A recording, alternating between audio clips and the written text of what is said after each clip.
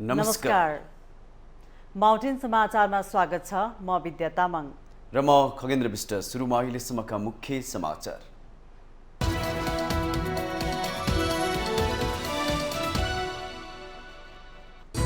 निर्वाचन आयोगका जिल्ला कार्यालयहरू हटाउने सरकारी निर्णयको दलहरूबाटै विरोध। सबै राजनीतिक दलहरू निर्णयको विपक्षमा उभिएको निर्वाचन आयोगको भनाई। प्रधानमन्त्री प्रचण्ड र पूर्व प्रधानमन्त्री भट्टराई विरुद्धको रिट दर्ता गर्न सर्वोच्चको आदेश। नागरिकता विधेयक प्रमाणीकरणको प्रतिलिपि झिकाउन निर्देशन। संसदको सबैभन्दा ठूलो दल भए पनि नेतृत्व तेस्रो पार्टीलाई सुम्पेको काङ्ग्रेसको आन्तरिक विवाद छरपष्ट। विशेष महाधिवेशनको माग उठे पनि सभापति चुपचाप। कोशी प्रदेशमा एमाले नेताहरूमाथि भइरहेको आक्रमणप्रति सरकार मूकदर्शक बनेको एमालेको आरोप। आक्रमणलाई छुट दिन नसक्ने गृहमन्त्री श्रेष्ठको जवाब। नेपाली समाजमा भ्रष्टाचारको नाङ्गो रूप देखिएको नेकपा यसका अध्यक्ष माधव नेपालको टिप्पणी। अहिलेकै अवस्थामा बजेट पास हुन नदिने उपाध्यक्ष राजेन्द्र पाण्डेको प्रश्नोक्ति। युक्रेनको खेर्सान स्थित डिनिप्रोमा रहेको ड्याम विस्फोट हुनुमा रुसको हात रहेको आशंका। विस्फोटका तथ्य प्रमाणहरू फेला परेको नर्वेका वैज्ञानिकहरूको दावी। र आइसिसी विश्व टेस्ट च्याम्पियनसिपको फाइनलमा भारत विरुद्ध अस्ट्रेलिया मजबुत अवस्थामा। तेस्रो दिनसम्ममा अस्ट्रेलिया 296 रनले अघि, भारत सङ्घर्ष गर्दै।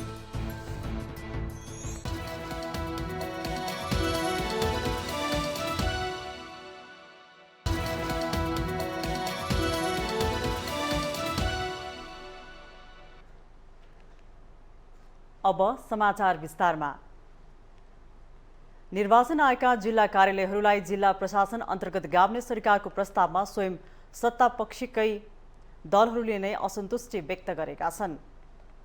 सरकारले आगामी आर्थिक वर्षको बजेट 2080-81मा जिल्ला निर्वाचन कार्यालय खारेज गर्दै जिल्ला प्रशासन कार्यालय मातहत शाखा राखी काम गर्ने प्रस्ताव गरेको छ। सोही विषयलाई लिएर निर्वाचन आयोगले सरकारको उक्त प्रस्तावप्रति आपत्ति जनाउँदै शुक्रबार बोलाएको सर्वदलीय बैठकमा सत्तापक्षीय दलहरूले नै विरोध जनाएका हुन्। बैठकमा नेपाली कांग्रेस सहित नेकपा माओवादी केन्द्र, जनता समाजवादी पार्टी नै सन्तुष्ट छैनन्। सर्वदलीय बैठकपछि नेकपा माओवादी केन्द्रका नेता मुक्ति प्रधानले सिडिओ कार्यालय अन्तर्गत निर्वाचन इकाइ लैजाने भन्ने विषय स्वीकार्य नहुने बताउनु भयो। यो युनिभर्सल कुरा हो। अब सिडिओ कार्यालय अन्तर्गत इकाइ लाने भन्ने जुन विषय अब बाहिरतिर बजेट भाषणमा आयो भन्ने कुरो पनि अब आयोगको तर्फबाट चाहिँ राख्नुभयो उहाँहरूले होइन। आयोगको तर्फबाट त्यसमा चाहिँ अब कानुनमा व्यवस्था छैन। अब कानुनमा व्यवस्था नभएको कुरो बजेट भाषणमा आएर त्यो स्वीकार्य विषय पनि हुँदैन। त्यसकारणले र सरकारले पनि त्यो बारेमा कुनै किसिमको त्यस्तो हाम्रो पार्टीले पनि त्यस्तो धारणा बनाएकै छैन। हामीले स्पष्ट भन्नुपर्छ। त्यसकारणले त्यो कुरामा कन्फ्युज छैन। बैठकपछि जनता समाजवादी पार्टी नेपालका नेता प्रकाश अधिकारीले निर्वाचन आयोगका जिल्ला कार्यालयहरू हटाउने पक्षमा आफ्नो पार्टी नरहेको बताउनु भयो। उहाँले स्वयं रहनुपर्ने निर्वाचन आयोग र अधिकार सम्पन्न हुनुपर्ने निर्वाचन आयोगलाई झनै कमजोर बनाउने परिस्थिति सृजना भइरहेको भन्दै विरोध गर्नुभयो। बलियो बनाउनु पर्ने, अझै विस्तार गर्नुपर्ने, अझै सबै कुराहरू गर्नुपर्ने आवश्यकता भएको बेलामा र स्वायत्त निर्वाचन स्वायत्त अलिकति रहनुपर्ने निर्वाचन आयोग, अधिकार सम्पन्न हुनुपर्ने निर्वाचन आयोगलाई झन कमजोर बनाउने परिस्थिति सिर्जना हुन्छ। यो विगतमा पनि हामीले सिडिओ कार्यालयहरूमा त्यस्तो देख्यौँ राखेको र त्यसले अहिले त त्यस्तो छ। प्रशासनको ठाडो हस्तक्षेप हुन्छ भने झन् साह्रो छासमिस गरियो भने निर्वाचन आयोगको नाममा मात्रै हुन्छ। गराउने सबै चाहिने राज्य संयन्त्रले प्रशासनले हुन्छ, त्यो दुरुपयोग हुन्छ। यता सत्तारूढ दल नेपाली कांग्रेसले पनि जिल्ला निर्वाचन कार्यालय खारेज गर्न नहुने बताएको छ। नेपाली कांग्रेसले जिल्ला निर्वाचन कार्यालय खारेज गर्नु नहुने धारणा राखेको पार्टीका सहमहामन्त्री जीवन परियारले बताउनुभयो। उहाँले बजेटमा जिल्ला निर्वाचन कार्यालय मर्ज गर्नु नहुने पार्टीको आधिकारिक धारणा रहेको स्पष्ट पार्नुभयो। निर्वाचन भन्ने कुरा स्वतन्त्र हुनुपर्छ, निष्पक्ष हुनुपर्छ, तटस्थ हुनुपर्छ र निर्वाचन आयोग स्वायत्त हुनुपर्छ भन्ने एउटा लोकतन्त्रको मूलभूत मान्यता हो। त्यस कारणले गर्दा जुन कुरा अहिले माननीय अर्थमन्त्रीज्यूले बजेट मार्फत जुन मर्ज गर्ने कुरा ल्याउनु भएको थियो जिल्ला निर्वाचन कार्यालयहरू, त्यसलाई मर्ज गरिनु हुँदैन भन्ने मैले पार्टीको आधिकारिक धारणा, हुन त हाम्रो पार्टी सरकारमा छ नै, तथापि पार्टीले निर्वाचन आयोगका कार्यालयहरूलाई छुट्टै कार्यालयकै रूपमा स्थापना हुनुपर्छ भन्ने कुरा हामीले राखेका छौँ। सहमहामन्त्री परियारले विदेशमा रहेका नेपाली नागरिकको मतदाता नावली सङ्कलन गर्ने कुरामा कांग्रेस तयार रहेको पनि बताउनुभयो।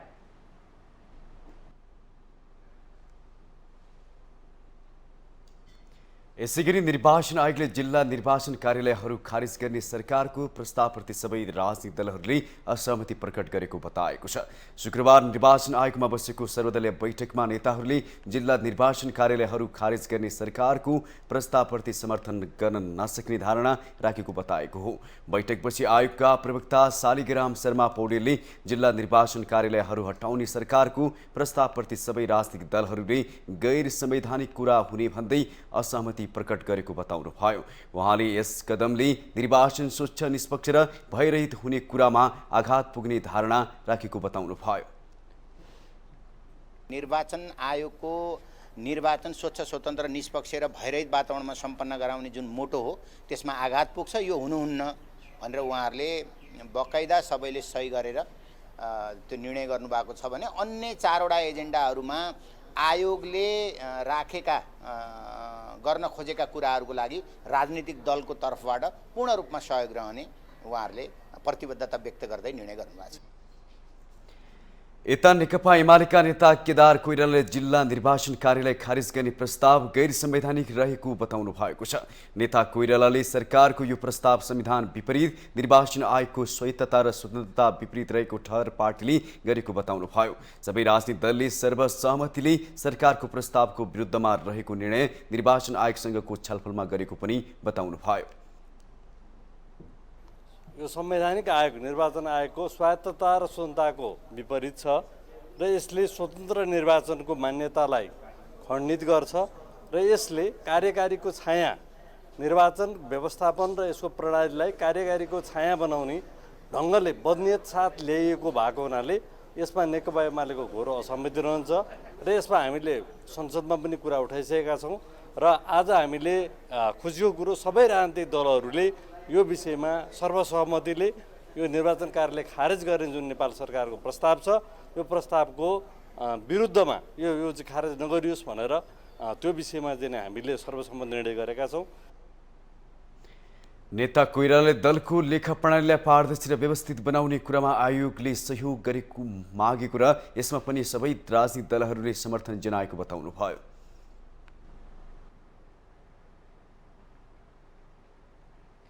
माओवादीका पूर्व लडाकु लेनिन विष्टले आफूलाई बाल सैनिकको रूपमा दुरुपयोग गरेको भन्दै प्रधानमन्त्री पुष्पकमल दाहाल प्रचण्ड र पूर्व प्रधानमन्त्री बाबुराम भट्टराई विरुद्ध दायर गरेको रिट दर्ता गर्न सर्वोच्च अदालतले आदेश दिएको छ।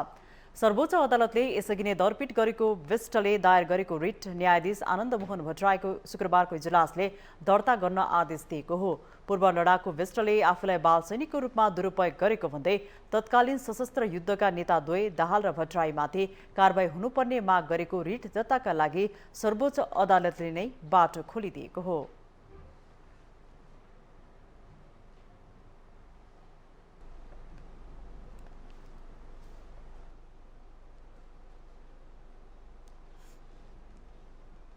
यसैगरी सर्वोच्च अदालतले नागरिकता विधेयक प्रमाणीकरणको प्रतिलिपि राष्ट्रपतिको कार्यालयबाट झिकाउन आदेश दिएको छ। शुक्रबार सर्वोच्चका न्यायाधीश दय प्रकाश मान सिंह राउत र सुषमा लता माथिमा संयुक्त इजलासले राष्ट्रपति रामचन्द्र पौडेलबाट प्रमाणीकरण भएको नागरिकता विधेयकको प्रतिलिपि झिकाउन आदेश दिएको हो। साथै अन्तरिम आदेश दिनुपर्ने कि नपर्ने भन्ने सम्बन्धमा छलफल गर्न यही जेठ 30 गते पेशी तोक्ने पनि इजलासले जनाएको छ। राष्ट्रपति रामचन्द्र पौडेलले यही जेठ 17 गते नागरिकता विधेयक प्रमाणीकरण प्रमाणीकरण गर्नुभएको हो। राष्ट्रपतिले प्रमाणीकरण गर्नुभएको उक्त नागरिकता विधेयक संविधानको भावना र मर्म विपरीत भएको भन्दै वरिष्ठ अधिवक्ता दया बालकृष्ण न्यौपाने र डाक्टर सुरेन्द्र भण्डारीले सर्वोच्चमा रिट दर्ता गर्नुभएको थियो। यो रिटमा यसअघि नै सर्वोच्च अदालतले प्रमाणीकरण कार्यान्वयन नगर्न अन्तरिम आदेश दिइसकेको छ।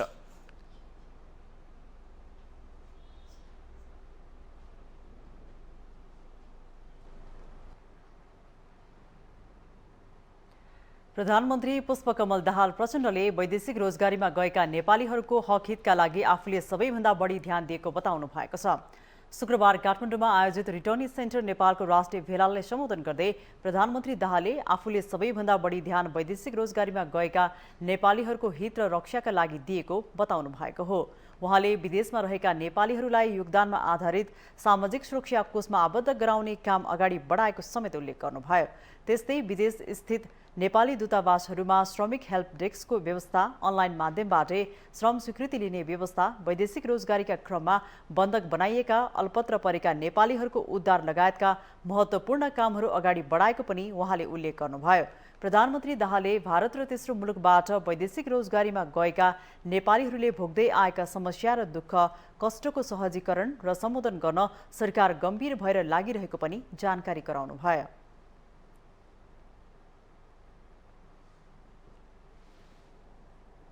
म दोस्रो पटक प्रधानमन्त्री हुँदा तपाईहरुलाई थाहा छ, विदेशमा दुःख पाएका नेपालीहरूका दुःखलाई निवारण गर्न, उनीहरूको लागि इन्सुरेन्सको व्यवस्थालाई अगाडि बढाउन चाहिँ मैले केही नीतिगत निर्णय गरेर त्यसले एउटा सकारात्मक सन्देश दिएको थियो।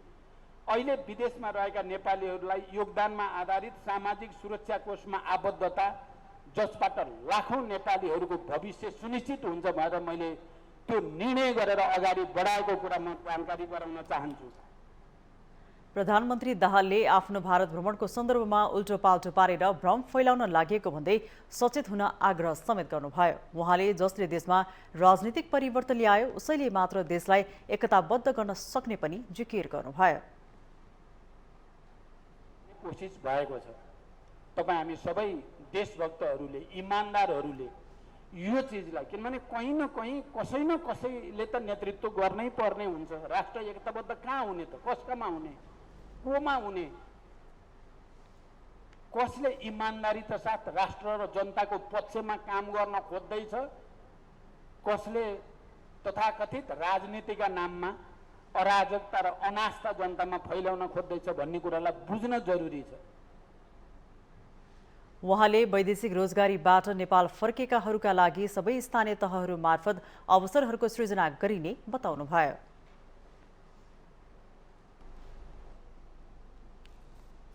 मुलुकको सबैभन्दा पुरानो पार्टी नेपाली कांग्रेसले पछिल्लो समय लय गुमाउँदै गएको छ। संसदको सबैभन्दा ठूलो दल भए पनि मुलुकको नेतृत्व तेस्रो पार्टीलाई सुम्पिएको कांग्रेसले पछिल्लो समय संस्थापन इतर पक्षी आक्रामक ढंगले संस्थापन पक्षप्रति लागि परेको छ। इतर पक्षका केही नेताहरू विशेष महाधिवेशनको माग गर्दै देउपकै विकल्प खोजिरहेका छन् भने सभापति देउबा उनीहरूको तर्कप्रति बेखबर जस्तै देखिन्छन्। एक रिपोर्ट। नेपाली राजनीतिमा पटक पटक पुस्तान्तरणको बहस चलिरहेको छ, तर यो बहसले ठोस आकार लिन भनिसकेको छैन।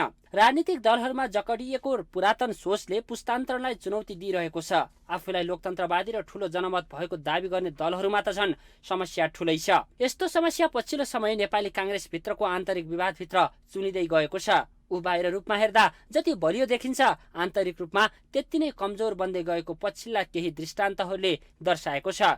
पार्टीमा सभापति देउवाको एकलौटी निर्णय र कार्यशैलीप्रति असन्तुष्टि बढ्दै गइरहेको छ। विधान अनुसार हरेक 2 महिनामा बस्नुपर्ने केन्द्रीय बैठक वर्ष दिन बित्नै लाग्दा पनि बस्न सकेको छैन। त्यति मात्र होइन, कांग्रेसका भातृ तथा शुभेच्छक संस्था भद्रगोल छन् भने कतिपयको वर्षौंदेखि न नेतृत्व हस्तान्तरण हुन सकेको छ, न संघीय संरचना अनुसारको संगठन नै। यसको प्रतिवादमा इतर पक्षले निरन्तर सभापति देउवा र संस्थापन पक्षको मनोमानी भएको भन्दै आक्रोश व्यक्त गर्दै आइरहेका छन्। हाम्रो चाहना के थियो भने नेपाली कांग्रेस विधि र विधान अनुसार चलोस्, केन्द्रीय समितिहरूको बैठक समयमै सञ्चालन होस्, विभागहरू बनुन्, भातृ संस्थाहरू क्रियाशील हुन्। हामीले सोचेको अनुसारले भइरहेको छ। सेन्ट्रल कमिटीको मिटिङ बोलाउने अधिकार हाम्रो विधानले सभापतिलाई मात्र दिएको छ, होइन त 10 महिनादेखि सेन्ट्रल कमिटीको मिटिङ बसेको छैन। पार्टी कसरी चल्या होला त कल्पना गर्नु न तपाईँ त केन्द्रीय समितिमा के भइरहेछ हामीले थाहा पाउनुपर्छ सरकारमा के भइरहेछ हामीले थाहा पाउनुपर्छ कसलाई को जिम्मेवारीमा गइरहेछन् हामीले थाहा पाउनुपर्छ यो विषयमा चाहिँ नि यो विधिसम्म तरिकाले चलोस् र सभापतिजी हामी सबैको सभापति बन्नुहोस् भन्ने हाम्रो चाहना सरकार र सत्ता गठबन्धनमा बलियो हैसियतमा रहे पनि सरकारमा मन्त्री सिफारिस गर्नेदेखि रेशम चौधरीलाई जेलमुक्त गर्ने तथा नागरिक विधेयक पारित गर्ने सन्दर्भमा देउवाले पार्टीका तर्फबाट एकलौटी सिफारिस गरेको इतरपक्षको आरोप छ। नक्कली भुटानी शरणार्थी प्रकरणमा अनुसन्धान भइरहेका बालकृष्ण खाँडका सम्बन्धमा पार्टी सभापतिको मौनतालाई पनि इतरपक्षले विरोध गरेको छ। कांग्रेसमा शक्तिशाली मानिने महामन्त्री द्वय गगन थापा र विश्वप्रकाश शर्मा सभापति देवाको एकलौटी निर्णयले पार्टीलाई ठूलो आघात पुगेको अभिव्यक्ति दिँदै आइरहेका छन्। तर उनीहरूको अभिव्यक्तिलाई देवालले खासै महत्त्व दिएको जस्तो नदेखिने उहाँकै सार्वजनिक अभिव्यक्तिबाट बुझ्नलाई कुनै कठिन छैन। सानो पार्टी भएको ठुलो पार्टी भएको छैन, अब यसलाई अगाडि बढाउनु छ, अझै यसलाई बोली बनाउनु छ। अब तपाईँहरू हुनेवाला हो, म त के छ र यहाँ गराउनुहोस्, काम गर्नुहोस्, गाली गरेर केही हुँदैन थिएन, काम गर्नुहोस् न, पार्टी ठुलो बनाउनुहोस्, भोलि बनाउनुहोस्। अहिले गाली गरेर के हुनेवाला छैन।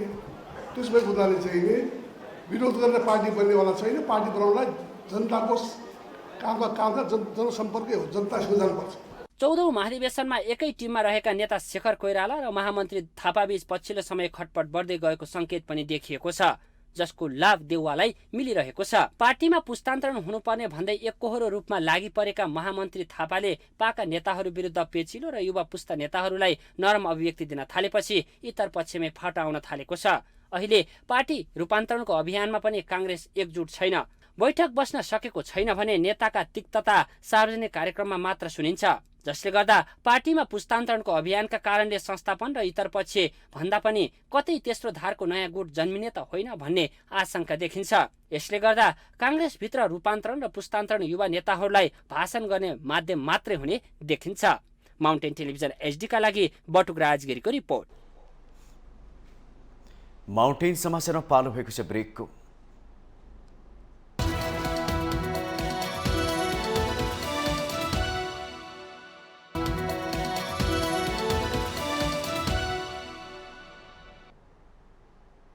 ब्रेकपछि स्वागत छ।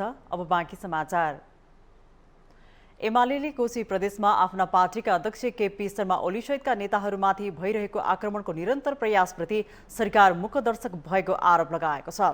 शुक्रबार प्रतिनिधि सभा बैठकको सुरुमै एमाले सचिव योगेश कुमार भट्टराईले सत्ता पक्षकै कार्यकर्ताहरूले बिहिबार पनि कोशी प्रदेशका एमालेका संसदीय दलका उपनेता राम राणा र उपसभामुख सृजना दनुवारमाथि हातपात गर्ने, गाडी जलाउने लगायतको प्रयास गर्दा पनि सरकार रमिते बनिरहेको आरोप लगाउँदै त्यसको जवाब सरकारसँग माग गर्नुभयो। उहाँले सत्ता पक्षकै कार्यकर्ताहरूले हाम्रो पार्टीका नेताहरूमाथि निरन्तर सांघातिक आक्रमण गर्दा पनि सरकार किन चुप लागेर बसिरहेको भनी प्रश्न समेत गर्नुभयो।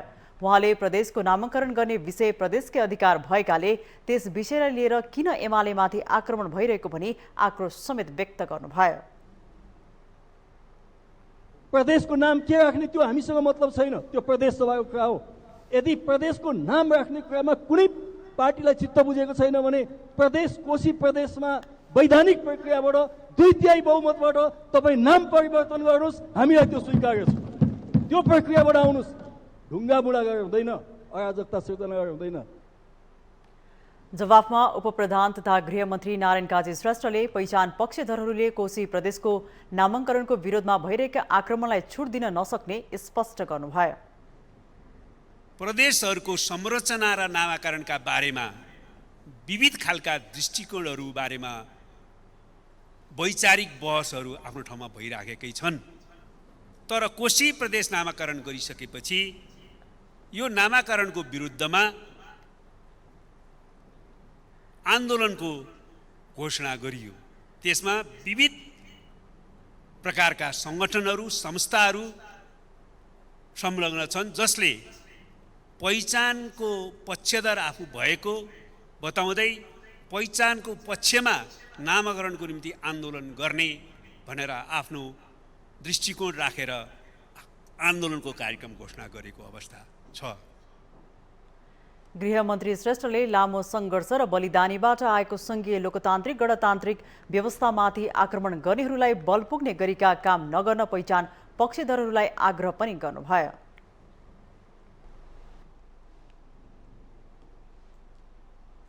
नेकपा एकीकृत समाजवादीका अध्यक्ष माधव कुमार नेपालले नेपाली समाजमा भ्रष्टाचारको नाङ्गो रूप देखिएको टिप्पणी गर्नु भएको छ। शुक्रबार काठमाडौँमा भएको पार्टी निकट समाजवादी प्रेस संगठनको पहिलो केन्द्रीय अधिवेशनलाई सम्बोधन गर्दै उहाँले नेपाली समाजमा भ्रष्टाचारको नाङ्गो रूप देखिएको टिप्पणी गर्नु भएको हो।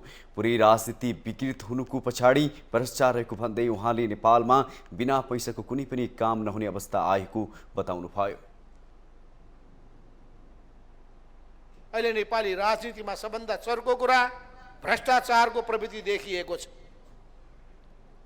पुरै राजनीति विकृत हुनको पछाडि यो भ्रष्टाचारले काम गरेको छ। बिना पैसाको कुनै काम नहुने, पैसामा लोभिने, जनतालाई पीडा दिने र शोषक सामन्तहरू, जाली फटाहरू, अझै आएर दलाल पुँजीपतिहरू त्यस्ता हावी हुन पुग्ने, इमान्दार असलहरू पागा पर्नुपर्ने यो जुन स्थिति विद्यमान छ, यो स्थितिलाई हामी परिवर्तन गर्न चाहन्छौँ। कार्यक्रममा उपाध्यक्ष राजेन्द्र प्रसाद पाण्डेले अहिलेकै अवस्थामा बजेट पास हुन नसक्ने स्पष्ट गर्नुभयो। उहाँले वर्तमान बजेट असमान तर अन्यायपूर्ण रहेको भन्दै यथास्थितिमा कुनै पनि हालतमा बजेट पास नहुने स्पष्ट गर्नुभएको हो। उहाँले 110 करोड डैनलधुरा, 55 करोड गोर्खा र 70-75 करोड नुवाकोटमा गरी कुल 232 करोड बजेट छुट्याइएको र बाँकी 74 जिल्लामा 268 करोड बजेट छुट्याएको भन्दै यो कुनै पनि अवस्थामा सह्य नहुने उपाध्यक्ष पाण्डेको भनाइ छ। अनि 55 करोड गोर्खामा, त्यसै गरी 70-75 करोड नुवाकोटमा, यो सबै जोड्दा 232 करोड चाहिँ 5 अर्ब मध्ये 232 करोड चाहिँ 3टा जिल्लामा, बाँकी 268 करोड चाहिँ बाँकी 74 जिल्लामा। यो टाइपको बजेट विनियोजन भएर अहिले पुस्तकहरू छापिएर आउँदैछन्। उपाध्यक्ष पाण्डेले आजको जनता 2048 सालको जनता नभएको भन्दै अब कुनै पनि ठाउँमा हामी विभेद अन्यायको विरुद्धमा लड्न उद्घोष गर्नुभयो। सरकार छोड्न परोस् यो अन्याय नसहने उहाँको भनाइ छ।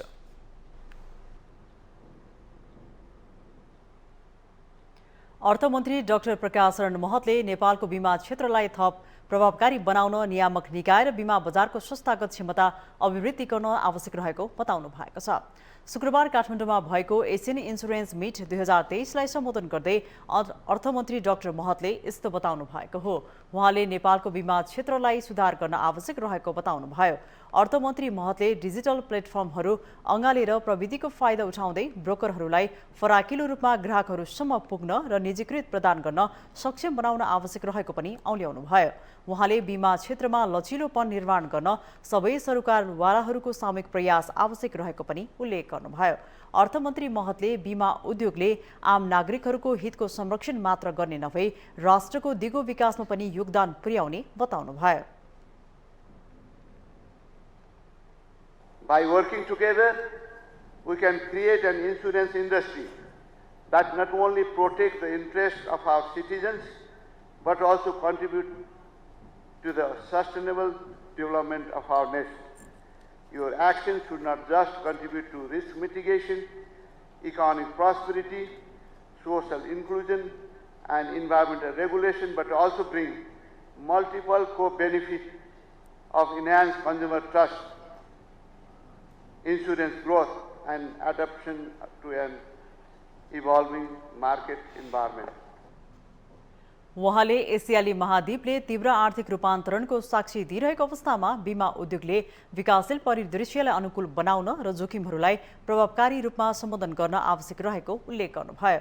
उहाँले पुनः बीमा र दलालहरूको बलियो जोखिम व्यवस्थापन ढाँचाहरू विकास गर्न पर्यवेक्षक संयन्त्रहरू बढाउन हात मिलाएर काम गर्नुपर्नेमा जोड समेत दिनुभयो।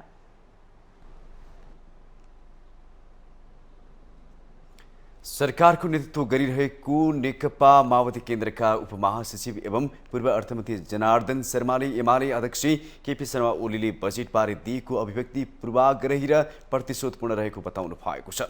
अध्यक्ष ओलीले सरकारले ल्याएको आगामी आर्थिक वर्षको बजेटलाई शून्य मार्क दिनु भएको उल्लेख गर्दै उपमहासचिव शर्माले उहाँको सुमूल्याङ्कन सत्ताबाट विमुख हुनुपर्दाको पूर्वाग्रह र प्रतिशोधबाट प्रेरित रहेको प्रतिक्रिया दिनुभएको हो। शुक्रबार प्रतिनिधि सभा बैठकमा बजेटमाथिको छलफलमा भाग लिँदै उहाँले बजेटलाई राजनीतिक रङ्ग दिएर हेर्ने काम वस्तुनिष्ठ हुनै नसक्ने बताउनुभयो। सम्माननीय सभामुख महोदय, म आर्थिक वर्ष 2080-81 का लागि प्रस्तुत बजेटबारे छलफलका लागि सहभागी भएको छु। बजेटमा 6वटा उद्देश्य र 10वटा प्राथमिकता निर्धारण गरिएको छ। खर्च कटौती र खर्च प्रणाली सुधार गर्ने कार्यक्रम सहित बजेट आएको छ। संविधानको मर्म अनुरूप स्थानीय तह र प्रदेशलाई साधन स्रोतको हस्तान्तरण गरी सङ्घीयतालाई सबल र प्रभावकारी बनाउने आर्थिक सामाजिक रूपान्तरण, मधेस पहाड हिमालमा सन्तुलन एवं समावेशी आत्मनिर्भर र समाजवाद उन्मुख अर्थतन्त्रतिर पाइला चाल्ने बजेट नै हाम्रो आजको आवश्यकता हो। यही कसीमा यो बजेटलाई जाँच्नुपर्छ। जाँच्दा के रिजल्ट आउँछ, परिणाम त्यसैले निकाल्ने हो। यस्तै नेपाली कांग्रेसका नेता अर्जुन नरसिंह केसीले समग्र मुलुकको अर्थतन्त्र सङ्कटग्रस्त अवस्थामा रहेको उल्लेख गर्दै बिमारी अर्थतन्त्रलाई नयाँ दिशामा दिनुपर्नेमा जोड दिनुभयो।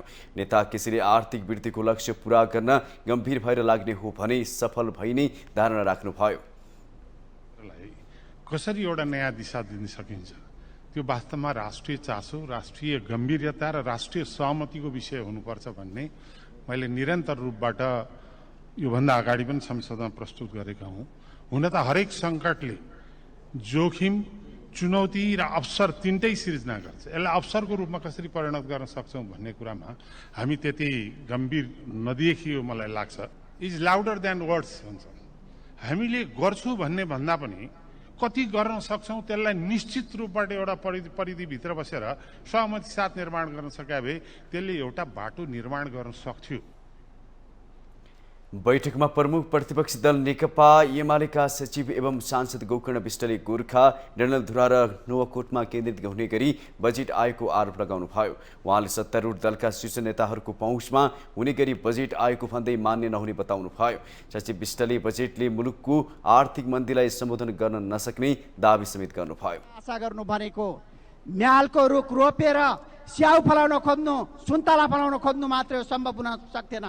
पाटे गोरु ब्याउँछ र ब्याउती खाउँला भनेर आशा गर्नु मात्रै सम्भव हुन सक्दैन। आज यो बजेटबाट धेरै आशा गर्ने ठाउँ छैन। समय सकेको जानकारी म सके 1 सेकेन्डमै सभामुख महोदय। यसकारण विद्यमान आर्थिक सङ्कटको सम्बोधन र मन्दीबाट माथि उठाउनको लागि यो बजेट सफल देखिँदैन र एउटा भनाइ छ, जुनकिरीको पिरले स्वर्ग उज्यालो हुँदैन भने जस्तै यो बजेटले समस्याको समाधान गर्न सक्दैन। धन्यवाद। सचिव विष्टले वर्तमान सरकारले ल्याएको नीति कार्यक्रममा बजेटले मुलुकमा विद्यमान कुनै पनि समस्याको समाधान हुन नसक्ने बताउनुभयो।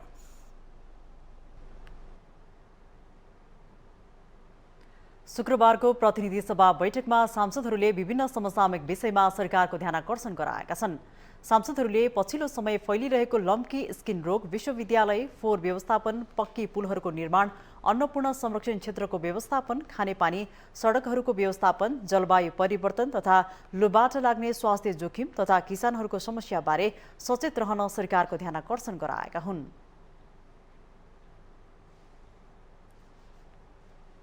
लम्पी स्किन रोगको सङ्क्रमणको कारण देशका अधिकांश जिल्लामा अहिलेसम्म 2000 भन्दा बढी गाई भैँसीहरू सङ्क्रमित र 50 भन्दा बढी मरिसकेका छन्।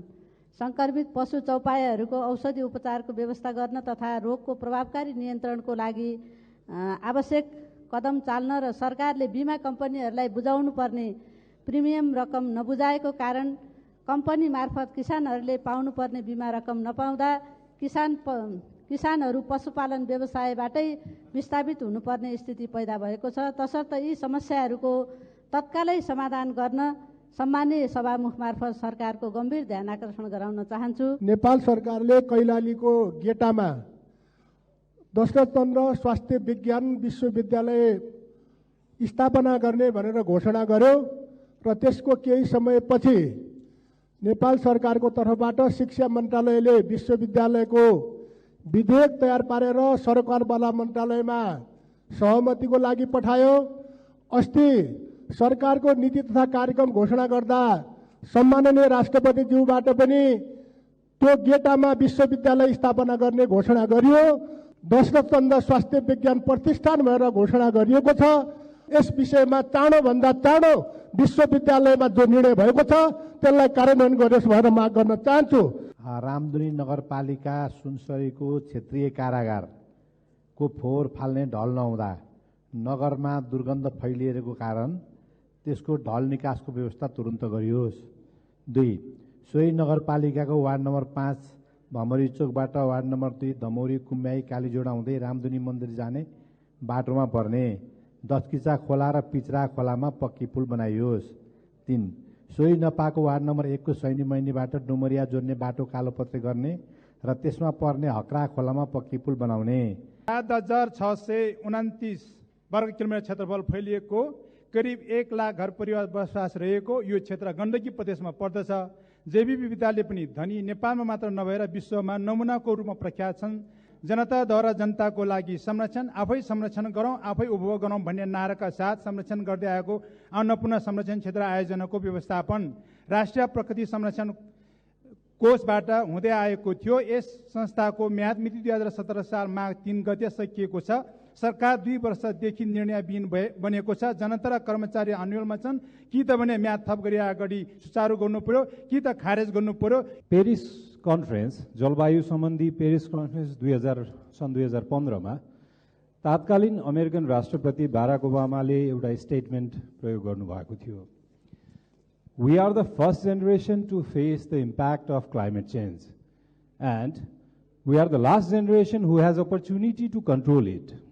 अहिले हाम्रो नेपालको तराई भेगमा आइराखेको हिट वेभ तातो हावा जसलाई हामी लु भन्छौँ त्यसको कारण सम्भावित स्वास्थ्य जोखिमहरूको बारेमा सरकारको ध्यान आकर्षण गराउन चाहन्छु। सडक दुर्घटनाहरू दिन प्रतिदिन बढ्दै गइरहेका चाहिँ छन् र कम्तीमा पनि सडक बनाइसकिसकेपछि सडकको मापदण्डको आधारमा मात्रै त्यहाँ गाडी सञ्चालन गर्ने व्यवस्था गर्न जरुरी चाहिँ छ र यस्ता प्रकृतिका घटनाहरू दिन प्रतिदिन बढ्दै गइरहेका छन् भने अर्को एउटा गत वर्ष गएको बाढी पहिरोबाट धेरै ठुलो क्षति भएको छ कालीकोट जिल्लामा। अहिले धेरै खेतहरू बाँझो छ, धेरै नहरहरू भत्किएका छन्, खानेपानी अझै पनि जनताले खान पाएको चाहिँ छैन, सडकको अवस्था निकै दयनीय अवस्था चाहिँ छ, जसका कारणले गर्दा थुप्रै घटनाहरू घट्ने गरेका चाहिँ छन्। सरकारको यथाशीघ्र ध्यान जाओस्। नेपालको किसानको चेहरामा कहिले खुसी देख्न सकिएन सभामुख महोदय। सरकारले मलबिउ दिँदैन, समस्यामा किसान। सरकारले उत्पादनको मूल्य र बजार दिँदैन, समस्या र पीडामा किसान। गाईबस्तुमा लम्पी स्किन रोग लाग्छ, समस्या र पीडामा किसान। अहिले सरकारकै कारण कृषि बिमा रोकिएको छ, पीडामा समस्यामा किसान। ठुलो हावाहुरी पानी असिना पर्छ, नोक्सानमा किसान। अहिले खडेरी परेको छ, तापक्रम बढेको छ, खेतबारीमा लगाएको मकै बाली सुकेर हङरङ्ग भएको छ। अनिकालको सभामुख महोदय, म सरकारको ध्यानाकर्षण गराउन चाहन्छु, सरकार किसानको लागि अभिभावक बन्देऊ।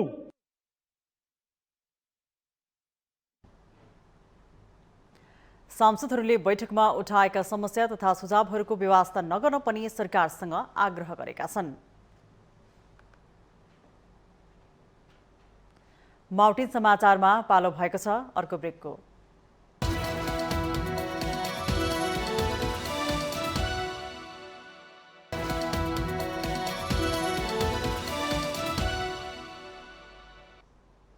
ब्रेकपछि स्वागत छ। अब बाँकी समाचार। नेकपा एमाले निकट विद्यार्थी संगठन अनिराज सुभिले कैलालीको गेटामा शहीद दशरथ चन्द स्वास्थ्य विज्ञान विश्वविद्यालय कायम गर्न माग गर्दै काठमाडौँको माइतीघरमा विरोध प्रदर्शन गरेको छ। अनिराज सुभिले शुक्रबार माइतीघरमा संघीय सरकार समक्ष विश्वविद्यालय कायम गर्न माग राख्दै प्रदर्शन गरेको हो। विरोधमा सुदूरपश्चिम प्रदेशका एमाले तथा अनिराज सुभिका नेता कार्यकर्ताहरूको सहभागिता रहेको थियो। उनीहरूका अनुसार सरकारलाई ध्यानाकर्षण गराउन विरोध प्रदर्शन गरिएको हो। एमाले गेटामा शहीद दशरथ चन्द स्वास्थ्य विज्ञान विश्वविद्यालय सञ्चालनको माग गर्दै आएको छ। गेटामा विश्वविद्यालय सञ्चालन गर्न सरकारलाई दबाव दिन बजेट र आय लगत्तै आन्दोलन भइरहेको छ। यसका लागि बनेको सङ्घर्ष समितिले माग पूरा गराउनु भन्दै जेठ 28 गते सुदूरपश्चिम बन्दको घोषणा समेत गरिसकेको छ।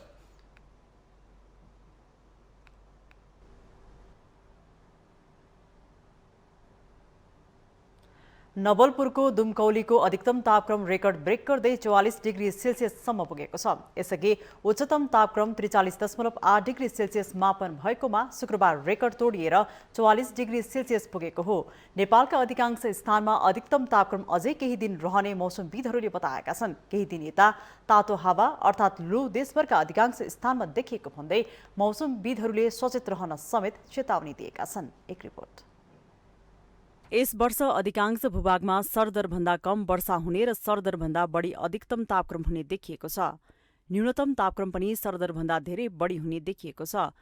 नेपालमा 13 जुनबाट मात्रै मनसुन प्रवेश हुने भएकाले अझै केही दिन नेपालमा हिट वेभ हुने र त्यसपछिका केही दिन लगत्तै पुनः हिट वेभ बढ्ने अवस्था रहेको मौसमविदको आकलन छ। सबै भूभागहरूमा नै सरदरभन्दा कम वर्षा हुने अनुमान गरिएको छ। यो चाहिँ अस्ति हामीले मनसुन फोरम मार्फत गरेको चार्ट भन्दा अलिकति अपडेटेड अथवा लेटेस्ट चार्ट हो। लेटेस्ट चार्टमा पनि यो वर्षा चाहिँ कम नै हुने देखिएको छ र यो चाहिँ तापक्रमको अधिकतम तापक्रमको आकलन हो। अधिकतम तापक्रमको आकलन हेर्दाखेरि सरदरभन्दा बढी चाहिँ अधिकतम तापक्रम हुने सम्भावना एकदमै धेरै देखिएको छ। त्यसैले तापक्रम चाहिँ वृद्धि नै छ। यो हिटरको टपिक चाहिँ अझै सेलाउनेवाला छैन, अझै सिस्टम गोइङ भन्ने चाहिँ यो बुझिन्छ र यो न्यूनतम तापक्रमको आकलन हो। न्यूनतम तापक्रम पनि धेरै स्थानहरूमा चाहिँ सरदरभन्दा बढी नै हुने अनुमान गरिएको छ। यस्तै राष्ट्रिय विपद जोखिम न्यूनीकरण तथा व्यवस्थापन प्राधिकरणका कार्यकारी प्रमुख अनिल पोखरेलले गर्मीबाट बच्नका लागि परोपकारी संस्थाहरूले ठाउँ ठाउँमा माटोको भाँडाहरूमा पानी राखेर खुवाउने, सातु,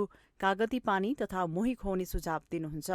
उहाँले यसमा सरकार र प्राधिकरणले पनि सहयोग गर्ने आश्वासन समेत दिनुभयो। ठाउँ ठाउँमा माटोको भाँडामा त्यो कपडाले बेरेर पानी खुवाउने, बरफहरू हालेर खाने, म आफै पनि त्यसको सायद हिजो बेनिफिसियरी भएँ। साथु खुवाउने, त्यसमा कागती पानी, छाँचहरू, मोहीहरू खुवाउने, बाँड्ने, त्यो धर्मको हिसाबबाट पनि यसलाई लिइन्छ। सायद त्यस्तो खालको चिजलाई पनि इमिडिएटली डिप्लोय पनि गर्नुपर्छ। इट सुड नट बी खालि हामीहरूको स्टेटको पार्टनर, स्टेट मात्र होइन, स्टेटको रोल हो, रेगुलेटरी यसलाई सपोर्ट गर्ने इनेबल पनि हो। तर यो सँगसँगै परोपकारी संस्थाको ठुलो रोल हुन्छ। म पर्टिकुलरली आज के पनि आह्वान गर्न चाहन्छु भने यस्ता खालको बारवडी सेवा समिति जस्ता खालका त्यस्ता हाम्रा समुदायहरूलाई चाहिँ त्यो पनि मोबिलाइज गर्न म आग्रह गर्न चाहन्छु। त्यसरी गर्यो भने हामीहरूको एनजिओज, आइएनजिओजहरू, अरू हामी भोलिन्टियर्सहरू, त्यो भोलिन्टियर्सहरू यसमा पनि मोबिलाइज गर्नुपर्ने रहेछ स्वयंसेवकहरूलाई। गर्मीका कारण लू लाग्ने, बान्ता हुने, थकाइ लाग्ने, कमजोरी हुने, बढी तिर्खा लाग्ने, टाउको दुख्ने, खुट्टा बाउडिने, चक्कर आउने, बेहोस हुने, मांसपेशीहरू दुख्न सक्ने विज्ञहरूले बताएका छन्। यसबाट बच्न चिसो स्थानमा बस्ने, सकभर घरबाट ननिस्किने, हल्का सुती कपडा लगाउने, बाहिर निस्किँदा टाउको छोप्ने, नियमित पानी तथा झोल प्रशस्त मात्रामा पिउने, स्वास्थ्यमा समस्या भएमा स्वास्थ्य कर्मीसँग नियमित सम्पर्कमा रही थप सल्लाह सुझाव लिनुपर्ने चिकित्सकहरूको सुझाव छ। गर्मीबाट हुने क्षतिलाई न्यूनीकरण गर्न तिनै तहकै सरकारले समन्वयात्मक रूपमा काम गर्नुपर्नेमा पनि सरकारवालाहरूले जोड दिएका छन्। नेपाल सरकारका विभिन्न खातामा 1 खर्ब 80 अर्ब 42 करोड रुपियाँ मौजदात रहेको देखिएको छ। संघीय, स्थानीय र प्रदेश सरकार समेतको गरी विभिन्न खातामा 1 खर्ब 80 अर्ब 42 करोड रुपियाँ मौजदात रहेको देखिएको हो। 2079 असार मसान्तसम्म सरकारका खातामा 2 खर्ब 25 अर्ब 80 करोड रुपियाँ मौजदात रहेकोमा 1 खर्ब 80 अर्ब 42 करोडमा झरेको हो। सरकारका खातामा रहेको मौजदात रकम निरन्तर घट्दो क्रममा रहेको यसबाट प्रष्ट भएको छ। यस वर्ष आमदानी खुम्चिएका कारण सरकारका स्रोत व्यवस्थापनमा चरम सङ्कटमा छ। नेपाल राष्ट्र बैङ्कका अनुसार यस वर्ष वैशाख मसान्तसम्म सरकारले 10 खर्ब 47 अर्ब रुपियाँ खर्च गरेको छ। सरकारले गर्ने आमदानी भने मात्र 7 खर्ब 56 अर्ब 25 करोड रुपियाँ रहेको छ। यसबाट 2 खर्ब 91 अर्ब 51 करोड रुपियाँको खाडल सरकारको आमदानी र खर्चका बीचमा देखिन्छ। सरकारको कुल खर्च गत आर्थिक वर्षको यसै अवधिको तुलनामा 15.3%ले बढेको छ। राजस्व परिचालन भने 12.6%ले कमी आएको छ।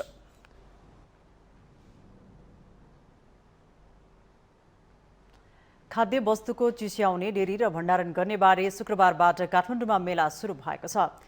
3 दिनसम्म चल्ने यो मेलामा नेपाल भारतका व्यवसायीहरू सहभागी रहेका छन्। खाद्य वस्तुको भण्डारण र चिस्यान राख्ने विषयमा अहिले विश्वमा आएको नवीनतम प्रविधिबारे जानकारी दिन मेला आयोजना गरिएको आयोजकले बताएको छ।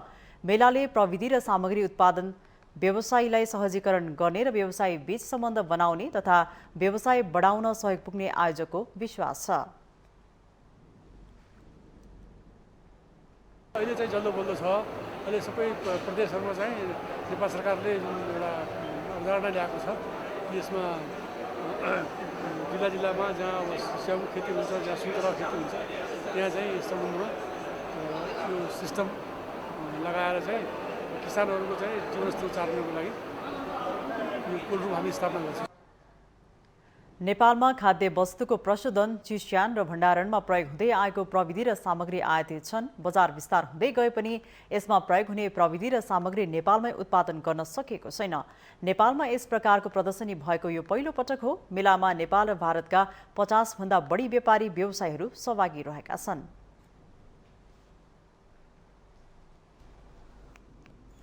नेपाल सुनचाँदी व्यवसायी महासंघले सुनचाँदीका वस्तुमा 2% विलासिता कर तत्काल फिर्ता गर्न सरकारसँग माग गरेको छ। शुक्रबार काठमाडौँमा पत्रकार सम्मेलन गर्दै सुनचाँदी व्यवसायमा आबद्ध 3वटै महासंघको संयुक्त बैठकले तत्काल उक्त कर लगाउने घोषणा फिर्ता गर्न माग गरिएको हो।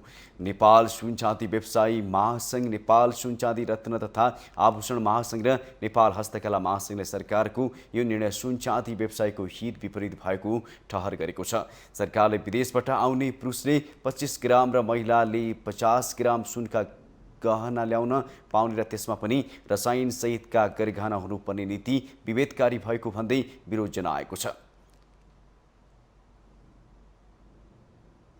त्यसमा 15% चाहिँ भन्सार कायम गर्ने भनेर चाहिँ अहिले नयाँ नीति चाहिँ बजेटमा गर्नुभएको छ। त्यसले गर्दाखेरि पहिलाको रेट चाहिँ 10% थियो। हाम्रो चाहिँ जुन इन्टरनेसनल कस्टमा 8500 भनेको 10% थियो। अब त्यसलाई 15% गरेको भनेको त 5% चाहिँ बढाउनु, 10मा 5% बढ्नु भनेको 50% बढ्नु हो। हामी त्यसलाई चाहिँ त्यसरी चाहिँ 50% बढ्यो भनेर, किनभने पहिला 10% थियो, त्यसलाई 15% गरेको भनेको 5%, 10मा 5% थप्नु भनेको त 50% बढेको हो नि त त्यो। त्यसकारण एउटा चाहिँ त्यो भयो। अर्को यो विलासिता कर चाहिँ विगतमा लागेको अवस्था थिएन, यो अहिलेको बजेटले मात्रै व्यवस्था गरेको कुरा भयो होइन। व्यवसायीहरूले सुनचाँदीका गरगहना जस्तो नगद सरहको सम्पत्तिमा लगाइएको 2% विलासिता कर खारेज गर्न भन्सार दरमा 50% वृद्धि गरिएकोमा त्यसलाई पुनर्अवलोकन गरी सुनचाँदीको आयात खुल्ला गर्न नेपालबाट विदेश लिएर गएको गहना समय सीमा नतोकी निर्बाध रूपमा फिर्ता ल्याउन पाउने व्यवस्था गर्न माग गरिएको छ।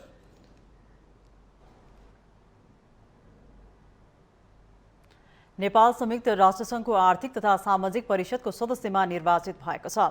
नेपाल सन् 2024 देखि 2026 सम्मका लागि राष्ट्रसङ्घको आर्थिक तथा सामाजिक परिषदको सदस्यमा निर्वाचित भएको हो।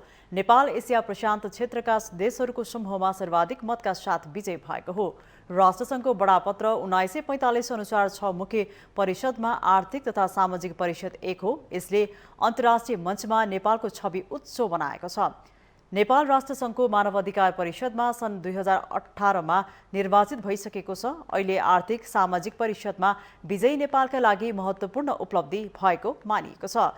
नेपालले सदस्यको रूपमा जिम्मेवारी लिएपछि विश्व सहस्राब्दी लक्ष्य 2030 र अति कम विकसित राष्ट्रहरूका लागि दोहा कार्ययोजनालाई कार्यान्वयनमा समन्वयकारी र महत्त्वपूर्ण भूमिका निर्वाह गर्ने मौका पाएको छ। एसिया प्रशान्त क्षेत्रबाट जापान र पाकिस्तान पनि निर्वाचित भएका छन्। बिहिबारको मतदानमा कुल 18 देश सदस्यमा निर्वाचित भएका छन्। यसरी निर्वाचित हुने देशमा फ्रान्स, जर्मनी, स्पेन, बेलायत, पोल्यान्ड लगायतका रहेका छन्। 3 वर्षे कार्यकालका लागि 2024 को जनवरीबाट यी नयाँ सदस्य राष्ट्रले काम सुरु गर्नेछन्।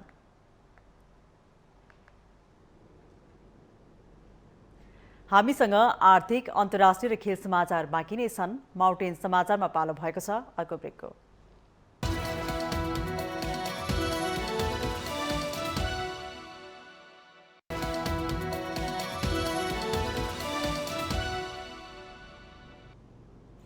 ब्रेकपछि स्वागत छ पालो आर्थिक समाचारको। आर्थिक समाचारको साथमा जगदम्बा सुपर साइन तथा ग्याल्बा प्लस जीवनभरको भरोसा। रिद्धि सिद्धि सिमेन्ट रोबोटिक ल्याबमा बनेको स्मार्ट सिमेन्ट।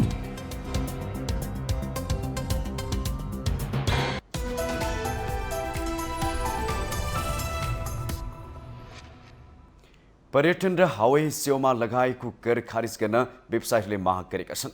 शुक्रबार काठमाडौँमा संयुक्त पत्रकार सम्मेलन गर्दै trekking agency association of Nepal टान, होटेल एसोसिएसन अफ नेपाल हान र वायु सेवा सञ्चालक सङ्घले सरकार समक्ष कर खारिज गर्न माग राखेका हुन्।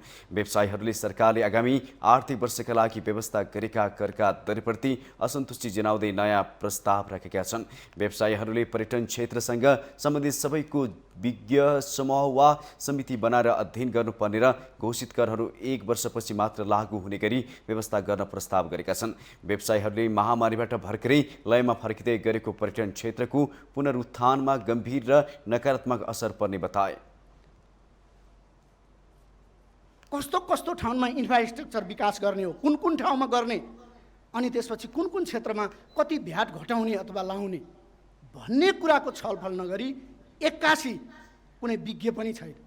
न अर्थ मन्त्रालयमा त्यो टुरिज्म हेर्ने विज्ञको रूपमा लामो समयदेखि गत साल के थियो, अहिले के थियो भनेर नहेरिने स्थिति छ।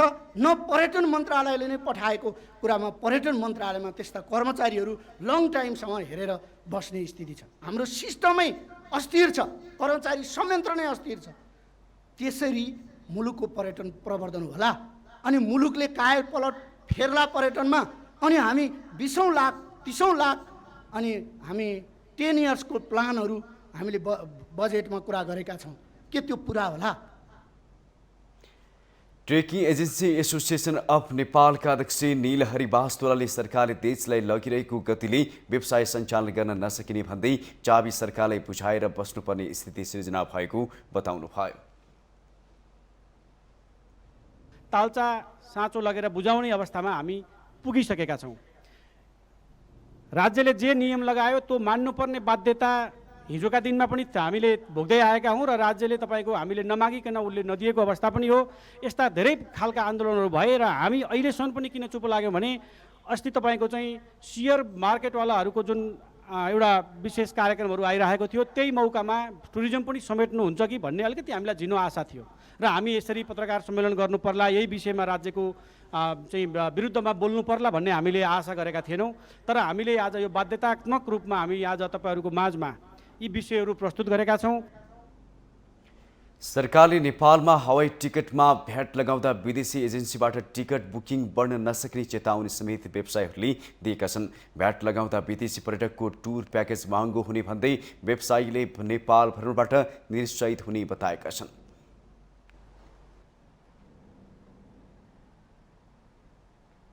अब पालो अन्तर्राष्ट्रिय समाचारको।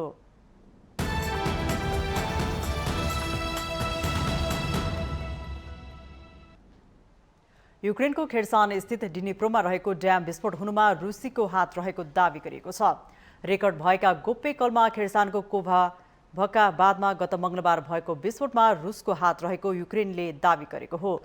यता नर्वेका वैज्ञानिकहरूले पनि उक्त क्षेत्रमा भएको विस्फोटका तथ्य प्रमाणहरू फेला परेको दावी गरेको छ। नोभा काखोभकाबाट 620 किलोमिटर टाढा रहेको रोमानियाको बुकोभिनामा रेकर्ड गरेको भूकम्पीय सङ्केतहरूले मंगलबार बिहान 2:54 विस्फोट भएको सङ्केत देखाएको बताइएको छ। विस्फोटपछि बाँध भत्किँदा हालसम्म 8 जनाको मृत्यु भएको छ भने अझै 13 जना बेपत्ता भएका छन्। 25 सयलाई सुरक्षित स्थानतर्फ लगिएको छ। बाँध भत्किएसँगै लाखौं मानिस पानीबाट समेत वञ्चित भएको राष्ट्रपति भ्लादिमिर जेलेस्कीलाई उद्धृत गर्दै अन्तर्राष्ट्रिय सञ्चार माध्यमहरूले जनाएका छन्। युक्रेनको दक्षिणी पश्चिमका क्षेत्रहरूमा हालैका दिनमा युक्रेन र रुसबीच भीषण युद्ध चलिरहेको छ।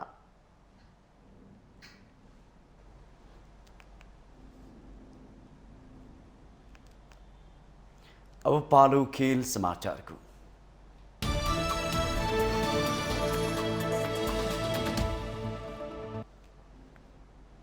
आईसीसी विश्व टेस्ट च्याम्पियनशिपको फाइनलमा भारत विरुद्ध अस्ट्रेलिया मजबुत अवस्थामा पुगेको छ। इंग्ल्यान्डको ओभलमा तेस्रो दिनको खेल सकिँदा अस्ट्रेलिया दोस्रो इनिङमा 296 रनले अघि रहेको छ। अस्ट्रेलिया दोस्रो इनिङमा 123 रनमा 4 विकेट गुमाउँदा तेस्रो दिनको खेल सकिएको छ। अस्ट्रेलिया मार्नस लाबुसैन 41 र क्यामरन गिरेनले 7 रनमा अभिजित रहेका छन्। भारतका रविन्द्र जडेजाले 2 तथा मोहम्मद सिराज र उमेश यादवले 1-1 विकेट लिएका छन्। यो टेस्टको पहिलो इनिङमा अस्ट्रेलियाले 469 रनको विशाल युगपक खडा गरेको छ। अस्ट्रेलियाका मध्यक्रमका ब्याटर ट्रविस हेडले 163 र स्टेभन स्मिथले 121 रन बनाएका छन्। भारतका मोहम्मद सिराजले 4 तथा मोहम्मद सामी र शार्दुल ठाकुरले 2 विकेट लिए। जवाबमा भारतको पहिलो इनिङ 296 रनमा समेटिएको छ। भारत समग्रमा पहिलो इनिङमा 173 रनले पछि परेपछि अस्ट्रेलिया उपाधितिर लम्केको हो। पहिलो इनिङमा भारतका अजिङ्क्य रहाणे 89, शार्दुल ठाकुर 51 र रविन्द्र जडेजाले 48 रन बनाए। 7औं विकेटका लागि रहाणे र ठाकुरले 109 रनको सत्यके साझेदारी गरेपछि भारत फ्लो अनबाट जोगिएको हो। अस्ट्रेलियाका प्याट कमिन्सले 3 तथा क्यामरन ग्रिन र स्कट बुलान्डले 2-2 विकेट लिए।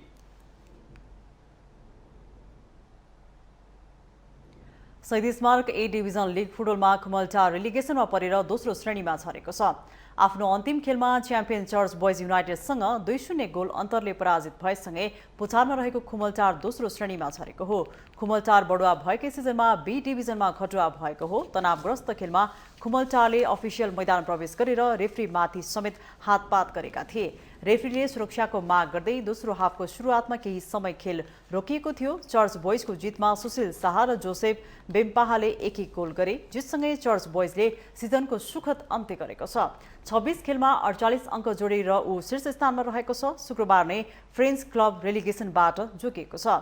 त्रिपुरेश्वर स्थित दशरथ रङ्गशालामा भएको खेलमा एपीएफ क्लबलाई 4-0 गोल अन्तरले हराएर फ्रेन्च क्लब रेलिगेसनबाट जोगिएको हो। फ्रेन्चको जितमा टोरिक जेब्रिन, विकास थापा, राफिफ अमिनु र अखरबेक उक्ता मोभले 1-1 गोल गरे, जिससँगै 26 खेलमा 30 अङ्क जोडेको फ्रेन्च 11औं स्थानमा उक्लिएको छ। एपीएफको पनि समान 26 खेलमा 30 अङ्क भए पनि एपीएफ 13औं स्थानमा झरेको छ। शुक्रबार नै सिजनको आफ्नो अन्तिम खेलमा नेपाल पुलिस क्लबले जित निकालेर तेस्रो स्थान पक्का गरेको छ। च्यासल मैदानमा पुलिसले सातोबाटो युथ क्लबलाई 1-0 गोल अन्तरले हराएको हो। पुलिसको जितमा अहमद हिजाजीले निर्णायक गोल गरे, जिससँगै 26 खेलमा 41 अङ्क जोडेर तेस्रो हुँदै पुलिसले लिगको अन्त्य गरेको छ। 26 खेलमा 35 अङ्क सहित सातोबाटो 5औं स्थानमा रहेको छ। अब 3 स्टार र एपीएफ मध्ये एक टोली अर्को सिजन बी डिभिजनमा खटुवा हुने समीकरण बनेको छ।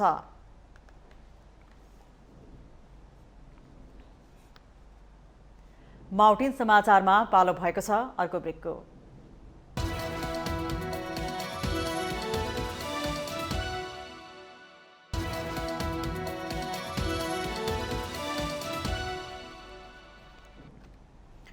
ब्रेकपछि स्वागत छ। यो सँगै हामी माउन्टेन समाचारको अन्त्यमा आइपुगेका छौँ। जाँदा जाँदै मुख्य समाचार पुनः एकपटक।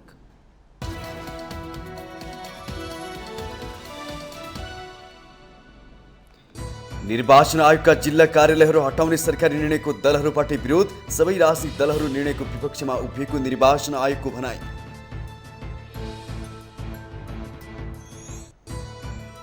प्रधानमन्त्री प्रचण्ड र पूर्व प्रधानमन्त्री भट्टराई विरुद्धको रिट दर्ता गर्न सर्वोच्चको आदेश। नागरिकता विधेयक प्रमाणीकरणको प्रतिलिपि झिकाउन निर्देशन।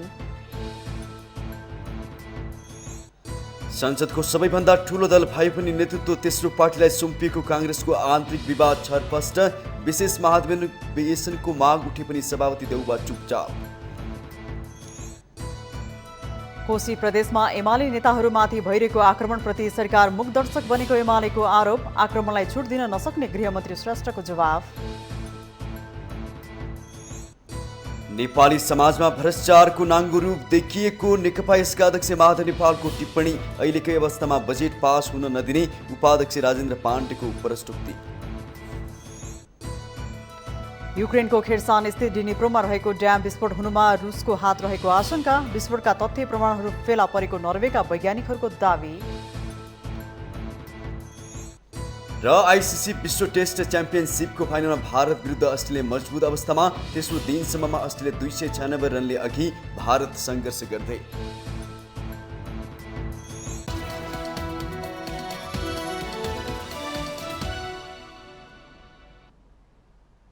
माउन्टेन समाचार अहिलेलाई सकियो। सत्य, तथ्य र निष्पक्ष समाचारका लागि माउन्टेन टेलिभिजन एचडी हेर्दै रहनुहोला। नमस्कार।